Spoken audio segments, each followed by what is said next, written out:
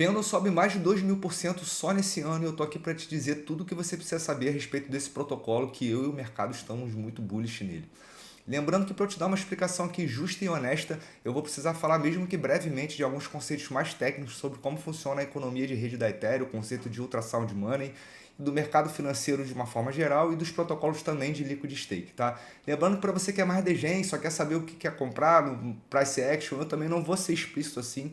Lembrando que isso aqui não é uma recomendação de investimento, mas no final do vídeo eu vou dedicar uma parte para falar só sobre preço de Pendle, quanto eu acho que pode ir, o market cap, esse lado mais degen aí que eu sei que tem muita gente que gosta, beleza? Pra gente começar a entender aos pouquinhos os principais fundamentos de Pendle e por que ele faz tão sentido, a gente precisa falar de duas falácias que eu já ouvi falar aqui muito na internet. A primeira é de que Pendle te traz renda fixa em cripto. Gente, isso não existe. Não existe o conceito de renda fixa de algo que varia.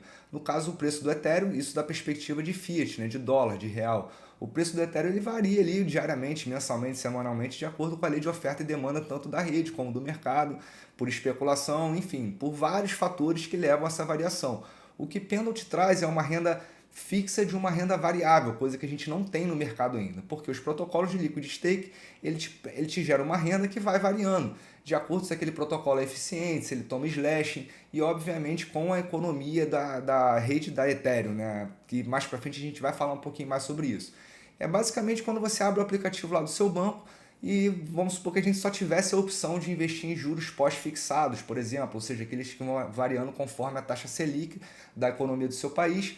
Só que hoje em dia a gente tem tipo esse pêndulo dos nossos bancos, né, que é a opção de você investir num título pré-fixado, ou seja, aquele banco ele te garante um valor fixo na data do seu investimento. Alguns são puramente fixos, né, outros acompanham até o IPCA, os índices de inflação, enfim, hoje em dia a gente tem diversas opções no mercado financeiro, mas a proposta de Pendle é trazer essa renda fixa em Ethereum, ou seja, a renda fixa de algo que varia.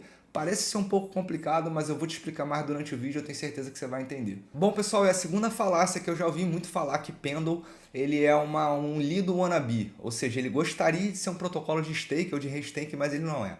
Essa afirmação não é verdadeira, na verdade eles são protocolos totalmente sinérgicos, tá? Um ganha com a subida do outro e vice-versa, todos fazem parte da economia de Ethereum. Para ser mais honesto e justo na minha comparação, que eles podem ser no máximo um concorrente bem fraquinho e indireto, e eu vou te explicar por quê. Atualmente, como eu dei o exemplo dos títulos, a gente que investe em Ethereum, a gente não, que não é um bom exemplo, nós somos meros sardinhas de varejo aqui, né? Agora vamos imaginar grandes institucionais que aportam valores bilionários e às vezes até trilionários, que são as expectativas para o nosso mercado de cripto. Na verdade, o mercado já está batendo isso aí 1,3, 1,5 trilhões de dólares. Então vamos usar essas baleias, esses grandes investidores, pessoas que literalmente movem o mercado e sustentam a liquidez desse mercado, né? Um institucional desse fortíssimo que quer aportar bilhões e trilhões, né, em Ethereum, por exemplo, hoje em dia, via Lido e protocolos de restaking, de staking, ele só tem a opção de investir em juros pós-fixado. Eu traria essa opção dele a investir em juros pré-fixados, como eu te falei. E por que isso faz tanta diferença? Se a gente for acompanhar aí o valor de staking do Ethereum, ele já variou aí, que eu já vi só desse ano aqui, de 2,5 para 5, se eu não me engano. No ano, quando ele estava bem, a rede estava bem, precisando de incentivo, já tinha pouco movimento, a gente estava num berzaço, ele chegou a bater ali os 5,30 na Frax, 4,90 na Binance, vamos botar 5%, tá? Atualmente, vamos supor que o stake da Ethereum, a previsão é cair, porque com o aumento da rede, ela vai virando deflacionária, né? E você vai queimando umas tokens, mas eu vou tentar fazer você entender isso aqui um pouquinho melhor para frente. E vamos imaginar que é o que está acontecendo, né? Que esse staking de Ethereum diminuiu de 5 para 2,5%. Nessa transição, gente, ele não diminuiu só 2,5%, tá? Ele diminuiu 50%. E se a gente está falando de valores trilionários aí, cara, isso faz muita diferença, né? Se você botar aí 1 trilhão de dólares, por exemplo, 10% dariam 100 bilhões, né? 1% daria 10 bilhões e 5% daria 50 bilhões. Só nessa transação aí de taxa, o cara perder 50% de 50 bilhões é um institucional desse perdendo 25 bilhões, né? Só nessa alteração de yield aí de Ethereum, né? Que como eu te falei, depende, é um juros pós-fixado, né? Que a Lido e os protocolos de liquid stake dão para o mercado, tirando, lógico, os custos fixos operacionais que ele tem como empresa, né? E eles pegam ali 10% da receita, se eu não me engano, da Lido em torno disso. Então, assim, um valor muito considerável. E você abrir portas para você ter institucionais investindo em ETH com renda fixa em ETH, como eu expliquei para vocês, é algo que pode trazer muito mais segurança, e eu vou te explicar como que o investidor tem essa opção de fazer via Lido, né?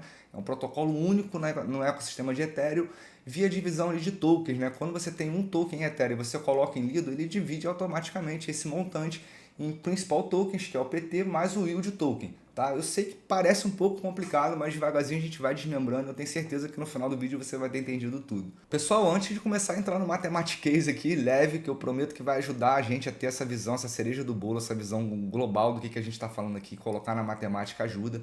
Eu vou tentar aqui te dar um outro exemplo para você entender de forma prática a importância da gente ter algo pré-fixado, de um juros pré-fixado, seja numa microeconomia, numa economia de qualquer coisa, tá? Desde se você estiver te falando a rede Ethereum como o barril de petróleo, preço de banana, açúcar, etc. Né? Principalmente voltado a commodities. Tá?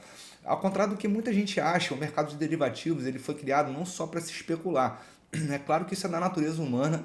O ser humano ele especula desde a corrida de hamster no Twitter, cara, como a derivativos, com calls, puts, né, e etc. Só que o derivativo ele foi criado quando a gente começou a se expandir como sociedade, as economias ficaram muito globalizadas, principalmente no ramo das commodities, tá?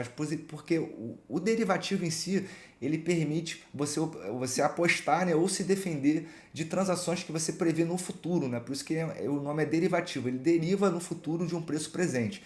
Isso serve tanto do lado do comprador do vendedor. Citando o exemplo de uma commodity, por exemplo, o mercado de commodities, eu já trabalhei com commodities, posso falar isso para você afirmando porque é assim que funciona.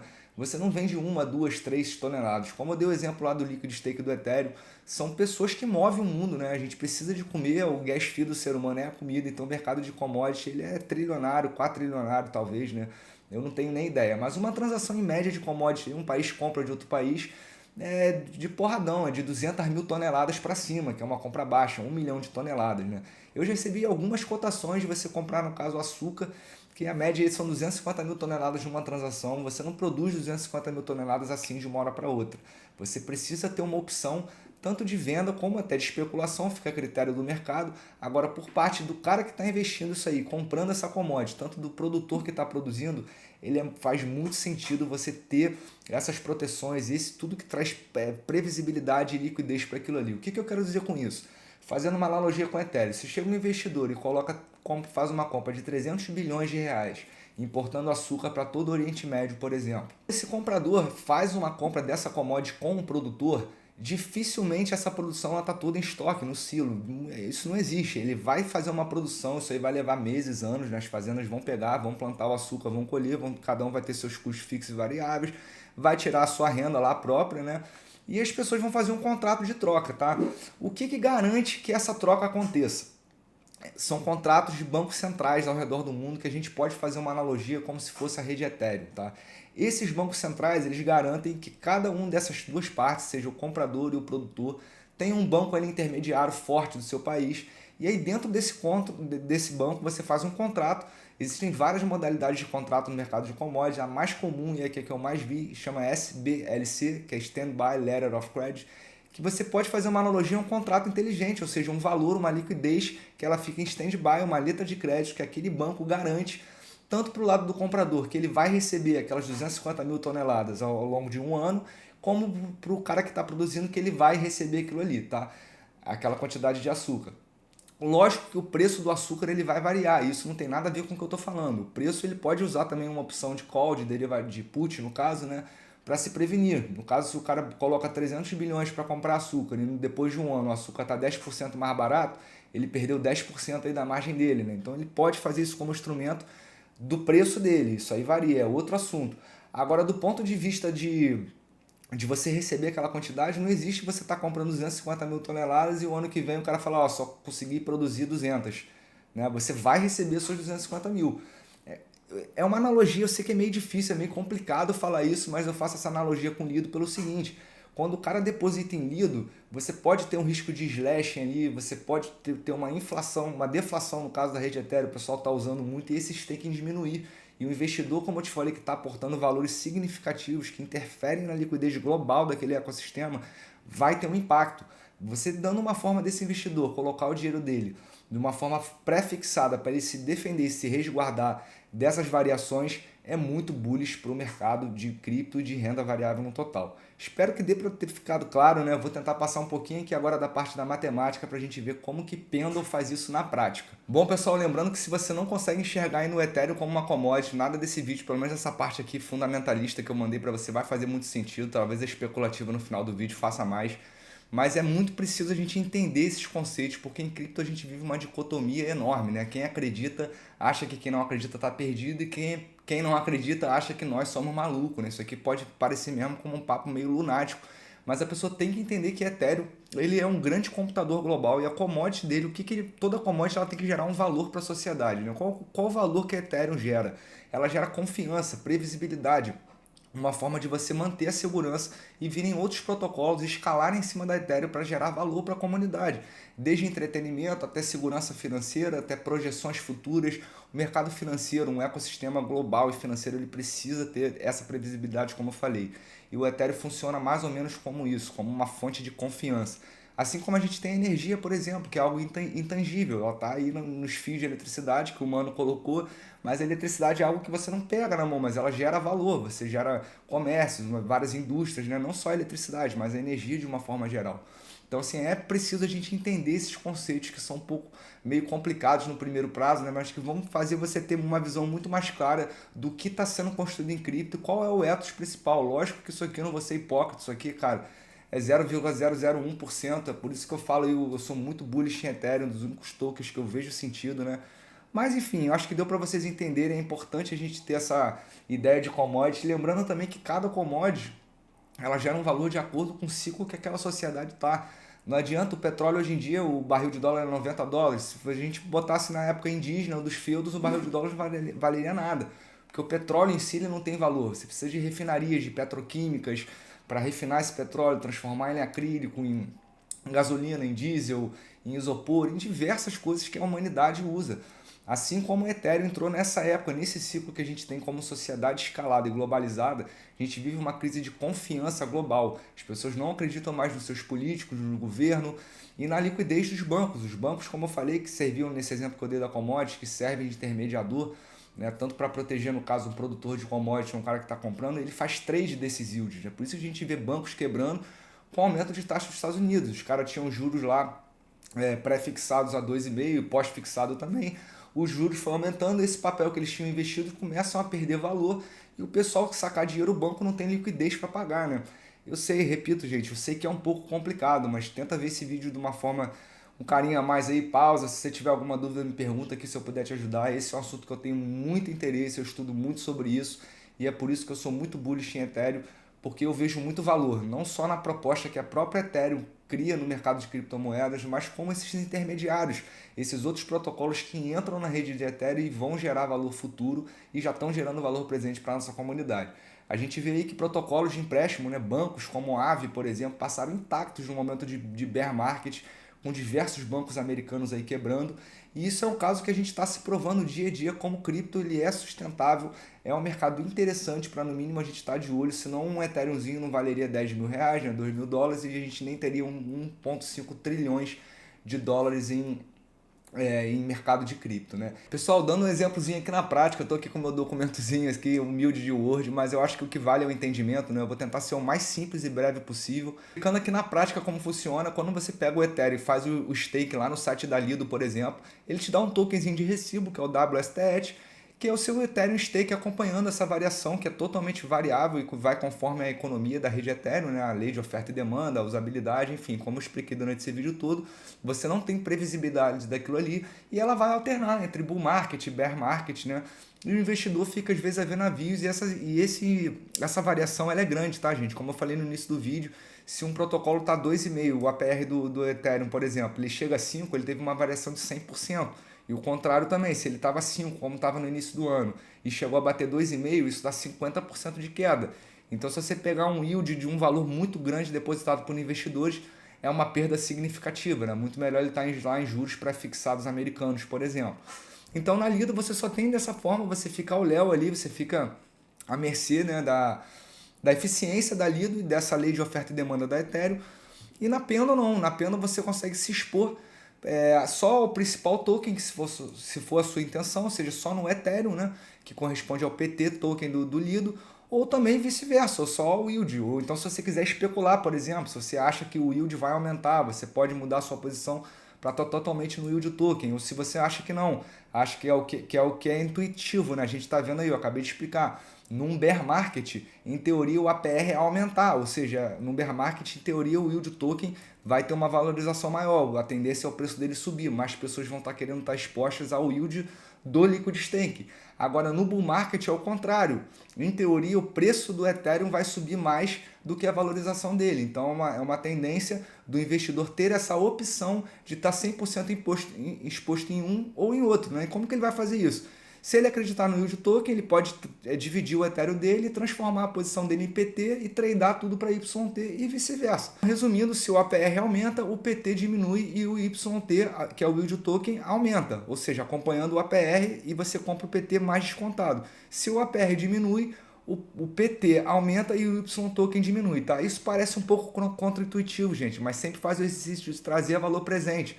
Se o Ethereum, por exemplo, vale $1.000 e eu tenho uma APR de 10, ele vai fazer a divisão dele entre 90 a 10. Né? 10% é o yield na data daqui a um ano e 90% é o valor dele principal naquele momento.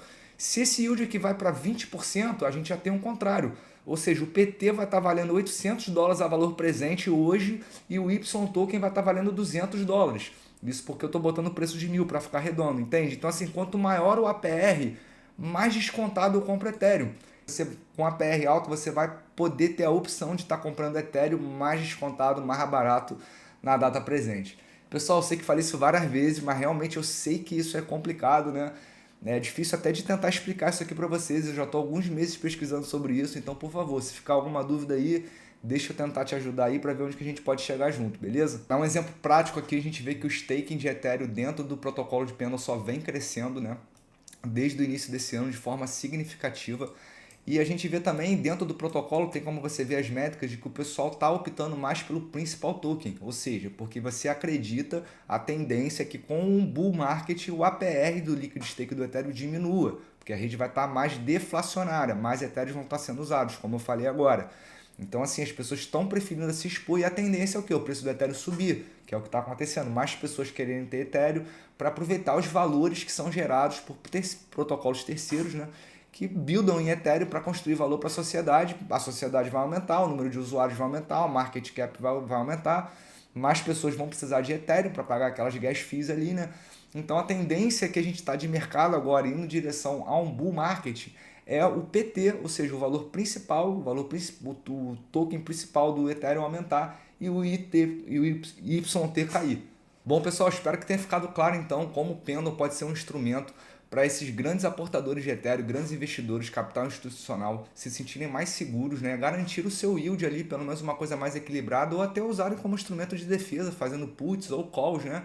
Dentro, seja na especulação de que você acha que vai diminuir ou aumentar essa taxa de juros, né? Como eu falei antes, esse valor aqui para o varejo ele é pouco significativo, mas já faz alguma diferença. Agora, quando você aumenta esse volume, esse capital, a diferença é brutal, né? Porque essas taxas de juros aí variam muito, se a gente for colocar em porcentagem. Então isso é uma forma de você chamar investidores, até porque ninguém quer deixar o seu dinheiro parado em algum lugar.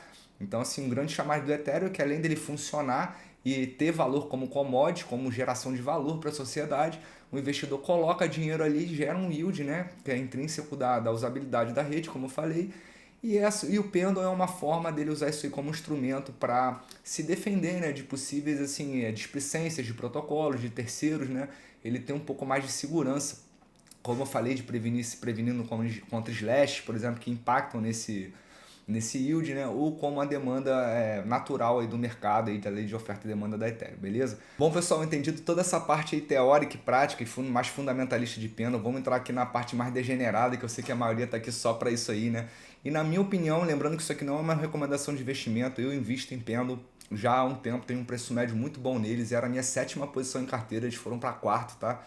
Então, assim, eu estou muito bullish nesse protocolo por essas razões que eu falei para você e algumas métricas on-chain aqui que a gente vai desmembrar, tá? A primeira é que a maioria da emissão desses tokens já foi jogada no mercado, tá? Isso é muito bom, a gente já tem 91% do circulation supply, ou seja, o preço dele está bem próximo, é bem justa a capitalização de mercado dele, a diferença aqui do capital de mercado totalmente diluído para o market cap original do momento, ele é bem justo, a diferença é bem pouca. E por que é importante a gente se atrelar a isso, gente? Ele só vai ter mais 9% de unlock, ou seja, de inflação. Vamos supor que hoje esses unlocks de token panel sejam de hoje para amanhã. Então, ao meia-noite do relógio de hoje para meia-noite e 1 do relógio de amanhã, nada vai ter mudado na prática na rede. O TVL dele vai ser praticamente o mesmo, a capitalização de mercado, as parcerias que ele tem, ou seja, o volume vai estar igual. A diferença só vai estar diluindo esses compradores, esses holders de panel, que somos nós. Por isso impacta no preço, porque na equação a market cap é igual ao capital circulante vezes o preço. Então, se nada mudou na rede, eu tenho market cap aqui, e aí que é igual ao preço vezes a capitalização, vezes o circulation supply, ou seja, o fornecimento circulante. Se eu aumentar o fornecimento circulante de um dia para o outro e não tiver nenhuma mudança, nenhuma geração de valor adicional, nem aumento de TVL, né, mais dólares ou mais Ethereum dentro dessa rede, o que vai ter que diminuir é o preço, e é o que acontece. Essa é a famosa diluição, é a inflação, é você inflacionando o ecossistema. Eu já falei aqui antes nos meus vídeos como eu gosto do programa Shark Tank de televisão. É um programa onde empresas de venture capital, de capital institucional, recebem startups, empresas, né, empreendedores que montam o seu negócio e vão lá atrás deles, né, desse capital, fazer o pitch, a apresentação da tua empresa, né, dizer todos os fundamentos da sua empresa, sua capitalização de mercado, market share, o tamanho de mercado. A gente vai falar um pouquinho mais sobre isso aqui. E uma dessas coisas que eles fazem é o seguinte: na primeira venda que ele tem, o primeiro investidor que aporta um dinheiro ali, vamos supor que ele pegou 10% daquela empresa e tinham 2 sócios. Agora você tem 3 sócios, cada um, vamos botar com 40% cada um, e esse investidor com 10%. Quando chegar um quarto sócio, vamos supor que no ano seguinte a empresa dele esteja voando e entra um novo investidor. Vamos fazer uma analogia com nós comprando aquele token. Esse investidor que está comprando mais a cota, vamos supor, de 10%, ele não vai diluir só 2 pessoas, ele vai diluir 3. Ou seja, esse cara que comprou um ano antes, esse investidor, ele vai estar sendo diluído. É claro que ele sabe disso e ele espera o quê? Que a valorização daquela empresa ou daquele ecossistema ou daquela cripto gere valor, para aquele valor gerado ser maior do que o valor inflacionado. Ou seja, a gente tem uma balança aí onde a geração de valor é maior do que a inflação daquele token. E a notícia boa aqui é que Pendle tem muito pouco para inflacionar e muito para gerar valor, que é o que eu vou entrar no assunto agora. Quando a gente fala também de capitalização de criptomoedas, a gente tem que levar em consideração, falei isso no meu vídeo do Layer Zero, vi que surgiu muito interesse por parte da galera e estou tentando falar um pouquinho mais aqui para vocês, de uma sigla muito importante do mercado de startup, de empresas, chamado TAM, que é o Total Addressable Market, ou seja, o mercado total endereçável daquele ecossistema.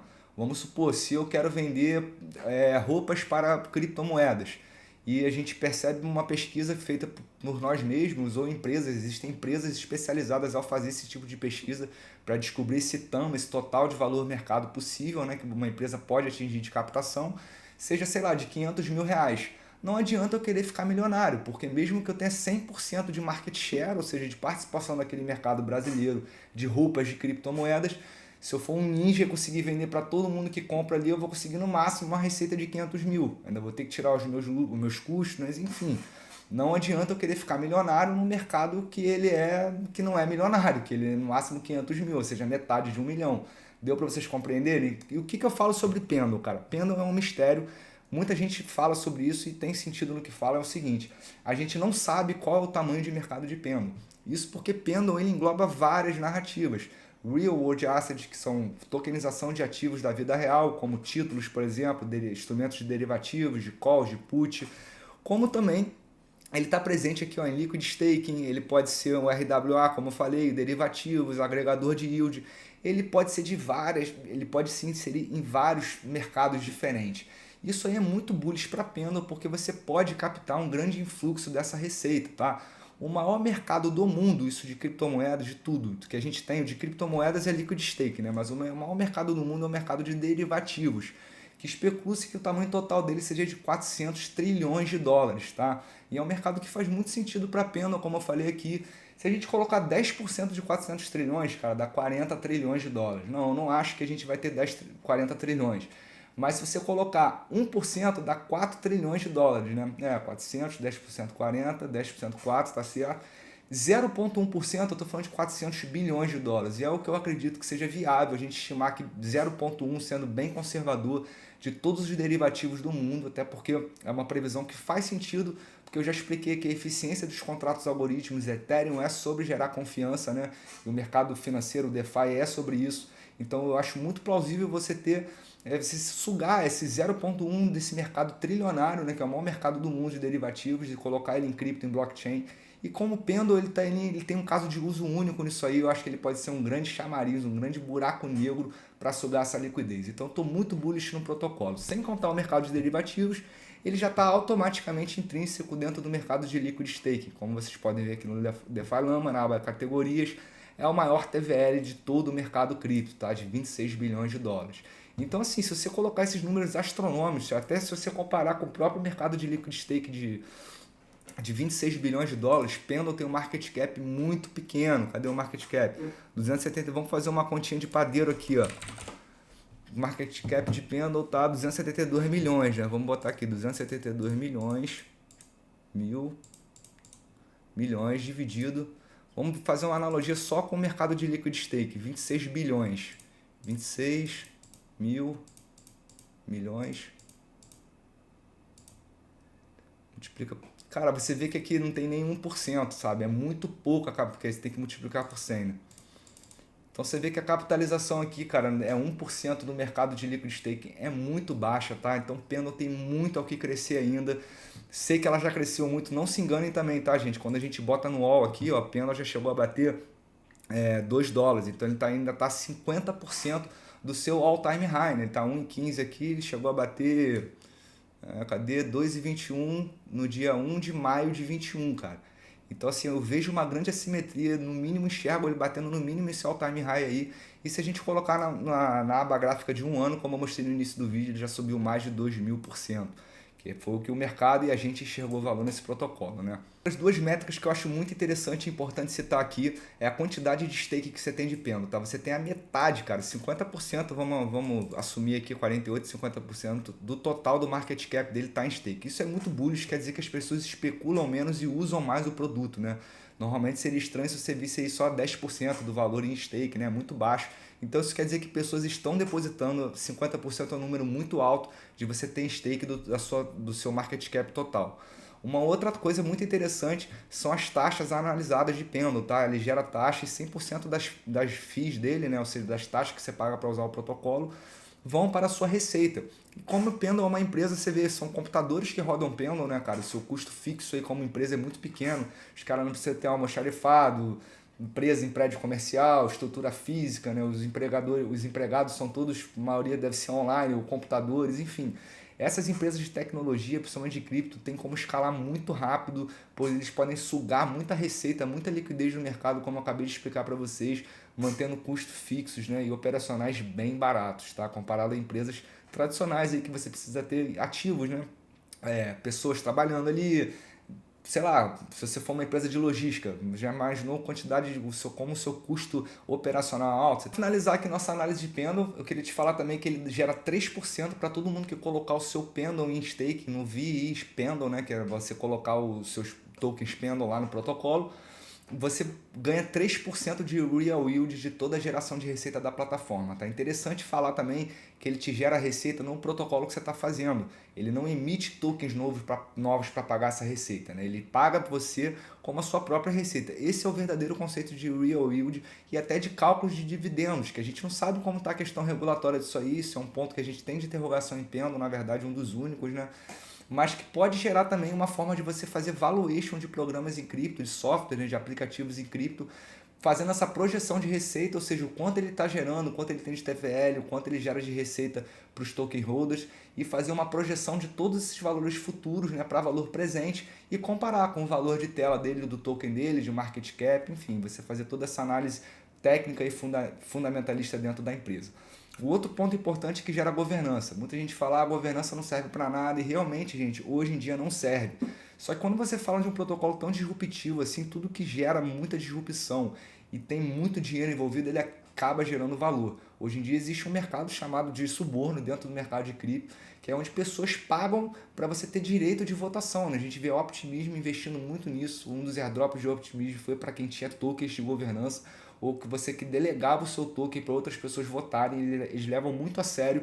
E a gente tem que lembrar também o seguinte, gente, que você votar em algo que tem influência no mundo, isso gera valor. A gente não sabe ainda, é difícil você metrificar esse valor que você tem uma governança de um projeto tão forte ou que suga de liquidez bilhões para dentro dele, cara. Isso tem um grande valor. Você imagina o quanto o token de governança da Lido vale, não é à toa que ele está subindo. Você, por exemplo, votar em fazer o stake de um protocolo novo. Vamos supor que você tenha a Matic ali ou uma Layer 2 que nasceu amanhã. Esses caras que nasceram amanhã, se eles tiverem influência em Lido, por exemplo, eles poderiam autorizar uma ementa para você fazer o stake dessa blockchain que nasceu amanhã. E isso pamparia o preço dela. Estou dando um exemplo, tá? Como que esses certos poderes que a gente tem em protocolos muito fortes, que atraem muita liquidez, é uma narrativa dentro do mercado de cripto, é uma coisa muito nova. Hoje em dia realmente não tem valor, é uma coisa assim, difícil de você mensurar isso, mas o mercado já está mudando, tem muito token aí que promove a governança que está subindo de preço também. Então é isso, vamos ficando por aqui. Espero de verdade, cara, que você tenha gostado desse vídeo. Ele me deu muito trabalho para pesquisar, estudar e sintetizar isso aqui para vocês de uma forma que eu, pelo menos, julguei simples, né? Vou editar o vídeo aqui para não ficar cansativo. Espero de coração ter sido útil aí para você. Se meu trabalho te ajudou aí, se isso te ajudou alguma coisa, se você gostou do vídeo, obviamente, peço por favor aí considerar compartilhar o vídeo, curtir, né? Me dar uma força aí para ajudar a gente a crescer, espalhar boas informações no mercado. Acho que é para isso que eu tô aqui, né? Como eu já falei nos meus vídeos aí, quero criar uma comunidade e gerar valor para você de alguma forma, beleza? Então se te ajudou aí, peço essa força, essa moral. Obrigadão pela galera que tá sempre presente, me dando uma força. Valeu, rapaziada. Tamo juntão. Um grande abraço. Tamo junto.